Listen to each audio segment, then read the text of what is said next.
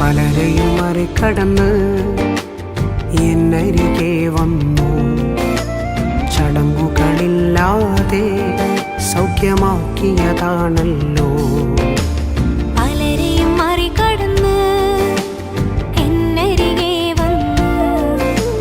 ചടങ്ങുകളില്ലാതെ സൗഖ്യമാക്കിയതാണല്ലോ.